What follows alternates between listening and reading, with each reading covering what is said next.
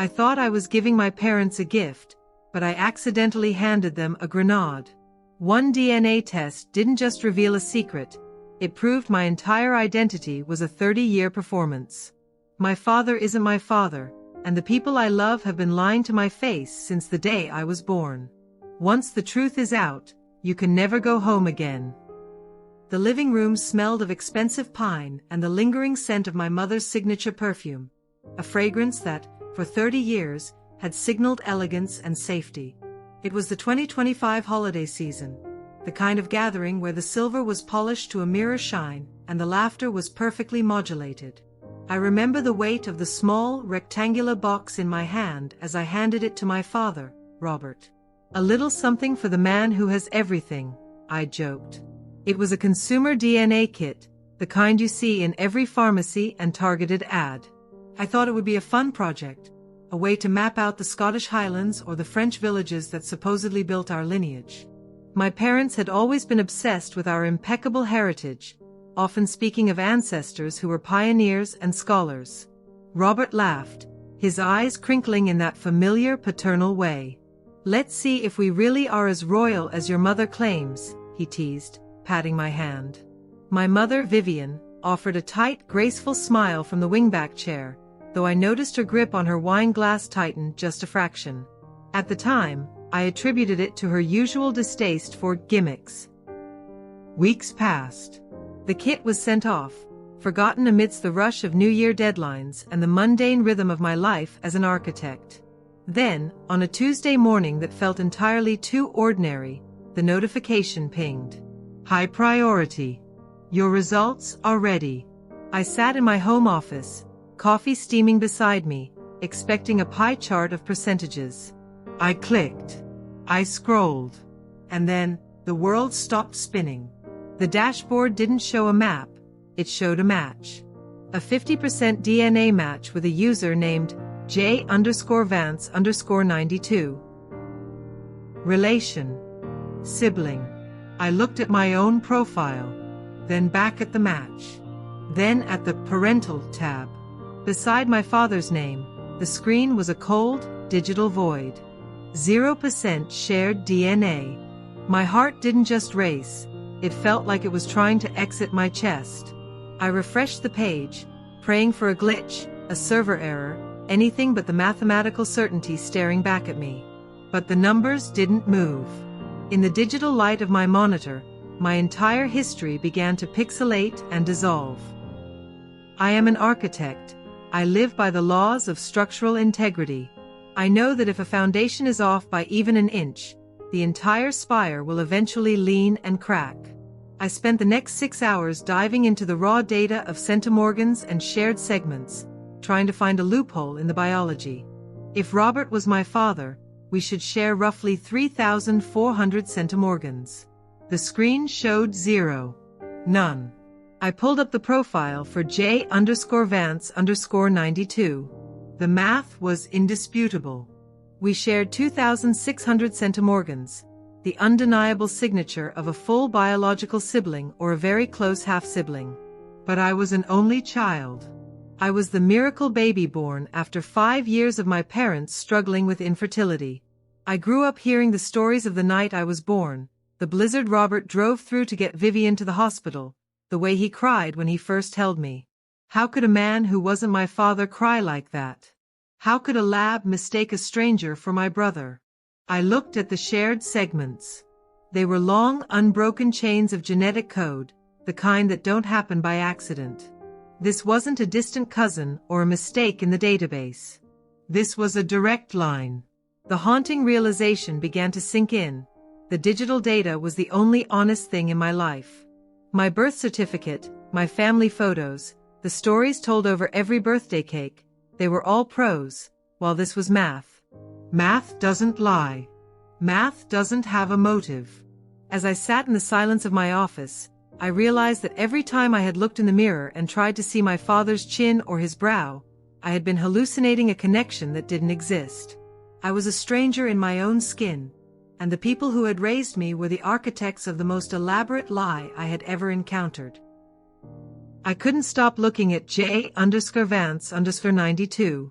His profile was mostly private, but he had uploaded one profile picture. I enlarged it until the pixels blurred. He had my eyes, not the family eyes my mother always praised, but the specific amber-flecked hazel that I had always thought was a random mutation. He had the same slight widow's peak, the same narrow bridge of the nose. Seeing him was like seeing a ghost of a life I was never supposed to know about. His name was Julian. According to his bio, he lived 3 states away. He was 32, 2 years older than me. That meant he existed before I was even a thought. It meant that while my parents were building their perfect life in our suburban bubble, there was another child out there with my blood. I felt a wave of nausea. I wasn't just questioning my father's identity anymore. I was questioning my mother's sanity. Had she had an affair? Had they used a donor and never told me? But Julian's existence suggested something even more calculated. If he was my sibling, and Robert wasn't my father, then who was? And why was Julian tucked away in a digital corner of the internet like a discarded draft of a story? I spent the night scrolling through his public social media, piecing together a stranger's life. He liked jazz. He was a teacher. He had a dog. He looked happy, but there was a certain gravity to his expression that mirrored my own. I wanted to message him, to scream through the keyboard, "Who are you?" But I was paralyzed. If I reached out to him, I was crossing a line I could never uncross. I was acknowledging that the Elena I had been for 30 years was a fictional character. I chose Sunday dinner for the confrontation. It felt poetic, in a dark way. Sunday dinner was the altar of our family's religion. We sat in the formal dining room, the light from the chandelier reflecting off the heavy silver. My father was mid-story about a land acquisition when I set my phone on the table, the DNA dashboard glowing brightly against the white linen. "Dad," I said, my voice sounding like it belonged to someone else. "Why am I a 0% match to you?" The silence that followed wasn't just quiet, it was heavy, like the air before a terminal impact. My father's fork hit the porcelain with a sharp clink. He didn't look at the phone. He looked at my mother. Vivian's face didn't just go pale, it turned a grayish, translucent color I'd only seen in old films. "Elena, don't be dramatic," she whispered, her voice trembling. "Those tests are notoriously inaccurate. They're for entertainment. It says I have a brother, Mom. A man named Julian. He lives in Ohio. He has my eyes." At the mention of the name Julian, Vivian's hand flew to her throat. She looked at Robert, and for the first time in my life, I saw my father look small. He didn't roar in anger, he didn't deny it. He simply closed his eyes and leaned back, the perfect patriarch mask sliding off to reveal a tired, broken man. "We had a pact," he said softly, his voice barely a breath. "We were never going to let the world in, Elena. Not even you." The admission hit me harder than the test results. They had known. Every day for 30 years, they had looked at me and seen a secret they had sworn to protect. They had prioritized their curated image, their social standing, and their comfort over my right to know the very cells that made me. Once the dam broke, the truth came out in jagged, ugly pieces. It wasn't a simple affair. It was a 1990s cover-up that involved NDAs, offshore payments, and a network of relatives who had been bought into silence. My biological father was a man Robert had once called his best friend, a business partner who had died in a tragic accident shortly before I was born. Julian was his son from a previous marriage. When the partner died, the business was at risk of collapsing under the weight of a scandal that would have ruined both families. My mother, pregnant and terrified, had made a deal with Robert. He would claim me, they would merge the assets, and Julian, the inconvenient reminder of the other man, would be sent away to be raised by distant maternal relatives, supported by a trust fund that acted as hush money. "We did it for you," Vivian cried, her elegance finally shattered. "We gave you a name. We gave you a legacy. What would you have had otherwise? A dead father and a scandal." I looked at her, truly seeing her for the first time. She didn't see a daughter, she saw a successful project. She had spent 30 years editing my life, cutting out the messy parts to ensure the narrative remained flawless. Every childhood milestone, my first steps, my graduation, my wedding, had been viewed through the lens of this omission. They hadn't been celebrating me, they had been celebrating their own ability to keep a secret. The fallout was like a series of controlled demolitions. As I began to ask questions, I realized how deep the rot went. I called my Aunt Sarah, the woman I'd always turned to for honest advice. Her voice on the phone was cold. "You shouldn't have gone looking, Elena," she said. "Some things are buried for a reason. You're destroying your mother." I realized then that the gift of the DNA kit was causing a ripple effect. Other cousins, inspired by my fun project, had started getting their results back. The family tree was being hacked to pieces by the algorithm. Secrets about illegitimate children, hidden ethnicities, and long-lost siblings were popping up in dashboards across the state. The extended family structure, which had always felt like a fortress, began to fracture. Aunts stopped speaking to sisters. Cousins were blocked on social media. The impeccable heritage we were so proud of was revealed to be a patchwork quilt of lies and convenience. I was the pariah, the one who had invited the digital ghost into the house. I had broken the first rule of our social class: appearance is reality. The first video call with Julian lasted 4 hours. When his face appeared on my screen, I had to cover my mouth to keep from sobbing. It was like looking into a distorted mirror. He had the same way of tilting his head when he listened, the same nervous habit of tapping his pen against his chin. "I always knew there was someone else," he told me, his voice steady but thick with emotion. "I grew up with the trust fund and the anonymous holiday cards. I knew I was being paid to stay in the shadows, but I didn't know I had a sister." Hearing his story was like hearing the dark twin of my own life. While I was being groomed for high society, he was being shuffled between relatives, always feeling like an outsider, always wondering why he was the only one excluded from the family gatherings he saw in the papers. We talked about our biological father. He told me stories he'd gathered from old letters, stories of a man who was brilliant, flawed, and nothing like the stoic Robert. For the first time, I felt a sense of grounding. It was terrifying, yes, but it was real. I wasn't an architect's daughter, I was a survivor's sister.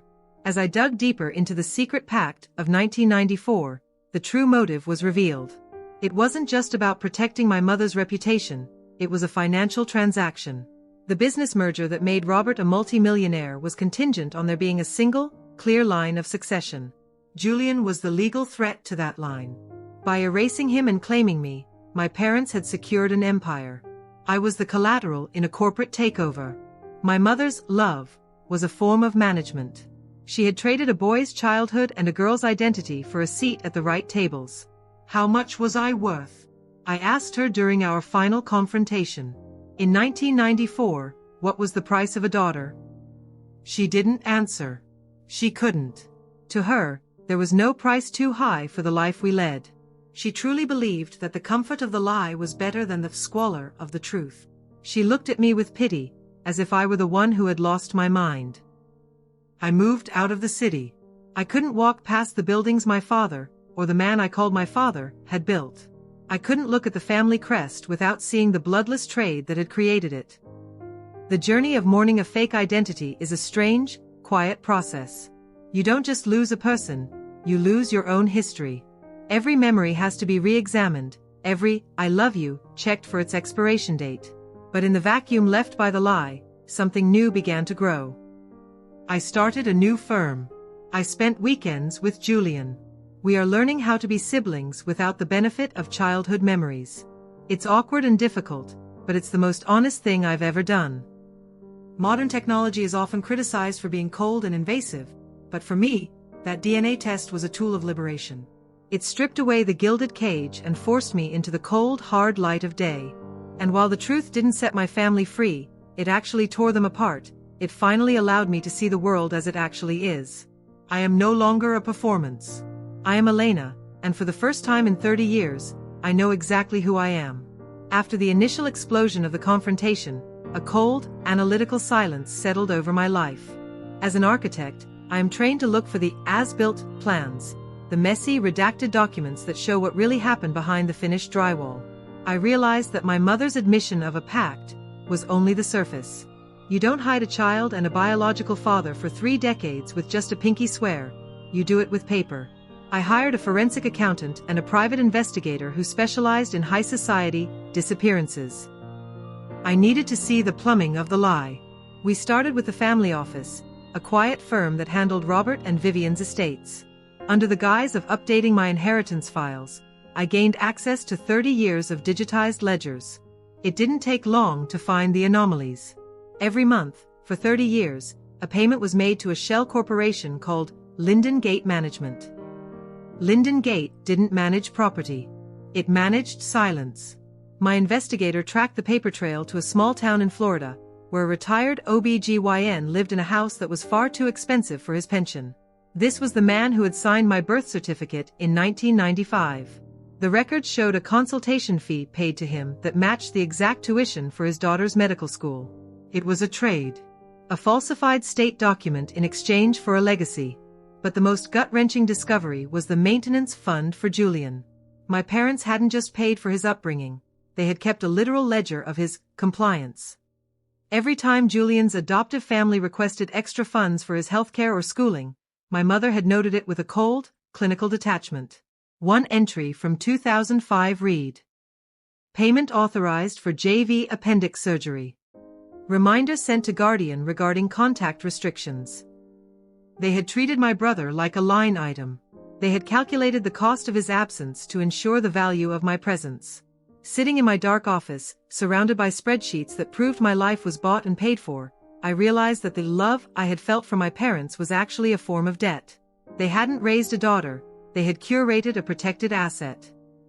Every bedtime story, every graduation gift, and every "I'm so proud of you" was funded by the systematic erasure of another human being.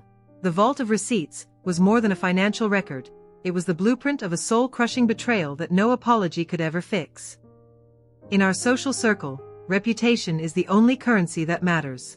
You can be a monster in private as long as you are a saint in the Sunday morning bulletins. But secrets of this magnitude are like pressurized gas, they eventually find a hairline crack in the container. The crack, in this case, was a local investigative journalist named Sarah Miller, who had been looking into the miracle business merger of 1994 for a book on local industrial history. She had noticed the sudden disappearance of my biological father's name from all corporate records just weeks after his accident. When the DNA kit started causing whispers among the elite, as other cousins began to see the anomalies in their own trees, Sarah saw her opening. I remember the morning the headline hit, "The Foundation of a Dynasty, Uncovering the Silent Pact of the Sterling Merger." The article didn't just mention the business, it mentioned the disappeared heir and the questionable lineage of the Sterling daughter. Seeing my name in print next to the word illegitimate should have hurt, but instead, it felt like a weight lifting. The wall was finally coming down.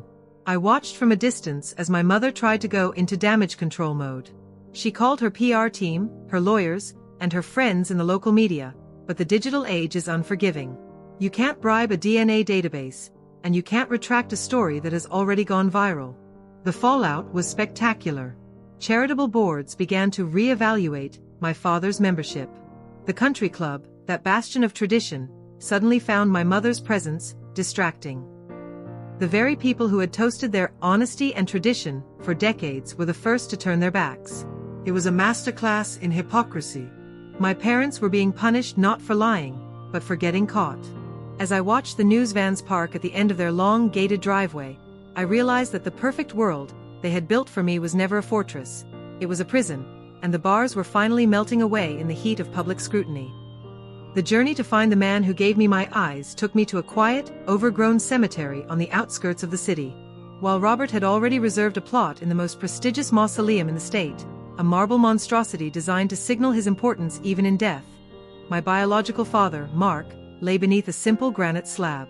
Standing there with Julian, I felt a strange, vibrating sense of recognition. Julian brought a small bouquet of wildflowers, something our mother would have found common. We stood in silence for a long time, the wind rustling through the nearby oak trees. I reached out and touched the cool stone, tracing the dates, 1965 to 1994. He was only 29 when he died. He was younger than I am now. Julian began to tell me things he'd learned from Mark's old college friends, people my parents had spent 30 years making sure I never met. Mark wasn't a business titan, or a pillar of society. He was a man who loved old jazz records and spent his weekends volunteering at a community garden. He was a man who, according to his friends, was too honest for the boardrooms. As I listened, the caricature my parents had created of a tragic accident began to fade. I saw a man who had likely been a threat to Robert's ambitions because he wouldn't play the game. I realized that my biological father's death was the ultimate convenience for the Sterlings. It allowed Robert to take the company, take the woman, and take the child, effectively absorbing a man's entire existence into his own. I didn't find a legend at that gravesite. I found a human being. And in that humanity, I found my own. I wasn't the daughter of a perfect patriarch. I was the daughter of a man who loved music and dirt and probably would have hated the silver spoons my parents forced into my mouth. For the first time in 30 years, I didn't feel like a project. I felt like a descendant. The final meeting with Vivian took place in the sunroom, a place where we had shared 1,000 hollow afternoon teas. The room was bright, filled with the scent of lilies, but the atmosphere was funereal. She looked older, the lines of her face no longer hidden by the expert application of expensive creams. She didn't invite me to sit. "You've destroyed us, Elena," she said, her voice a cold, brittle rasp. "I hope you're satisfied. Your father, the man who raised you, can't even walk into his club without people whispering. The firm is under audit. All because you couldn't leave well enough alone."